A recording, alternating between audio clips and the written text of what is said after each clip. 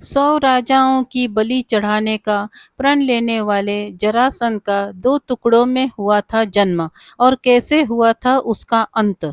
जरासंध भगवान कृष्ण के मामा कंस का ससुर था। उसके पिता का नाम बृहद्रथ था। जरासंध भारत के सबसे शक्तिशाली राज्य मगध का सम्राट था। कहते हैं कि जरासंध ने अपने पराक्रम से 86 राजाओं को बंदी बना लिया था। जरासंध को लेकर यह बात भी प्रचलित है कि वह चक्रवर्ती सम्राट बनने के लिए 100 राजाओं को बंदी बनाकर किसी विशेष दिन उनकी बलि देना चाहता था।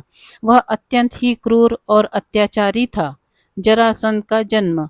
मगध के सम्राट बृहद्रथ की 2 पत्नियां थीं और दोनों की ही कोई भी संतान नहीं थी। बृहद्रथ एक दिन महात्मा चंड कौशिक के पास गए और उनको अपनी समस्या बताई। महात्मा ने उन्हें एक फल दिया और कहा कि ये फल अपनी पत्नी को खिला देना, इससे संतान की प्राप्ति हो जाएगी। क्योंकि राजा की 2 पत्नियां थी तो उसने फल को काटकर दोनों पत्नियों को खिला दिया।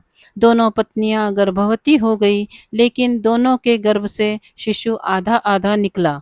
यह देखकर रानियां घबरा गई और उन्होंने अपने शिशु के दोनों जीवित टुकड़ों को बाहर फिकवा दिया। इन टुकड़ों पर एक राक्षसी की नजर पड़ी।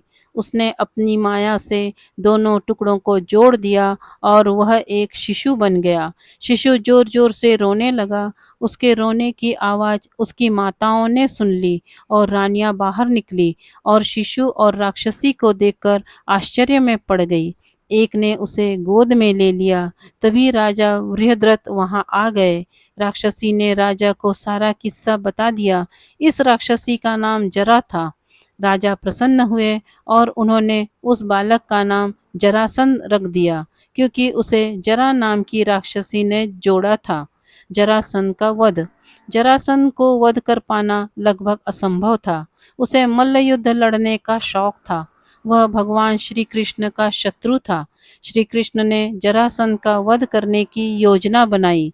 योजना के अनुसार भगवान श्री कृष्ण, भीम और अर्जुन ब्राह्मण के वेश में जरासंध के पास पहुंच गए और उसे कुश्ती के लिए ललकारा। लेकिन जरासंध समझ गया था कि ये ब्राह्मण नहीं है।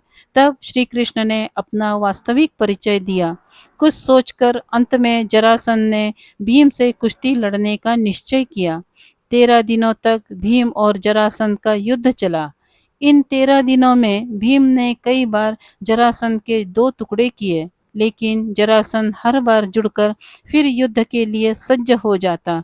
तब भगवान श्री कृष्ण ने 14वें दिन एक तिनके को बीच में से तोड़कर उसके दोनों भागों को विपरीत दिशा में फेंकने का संकेत भीम को दिया।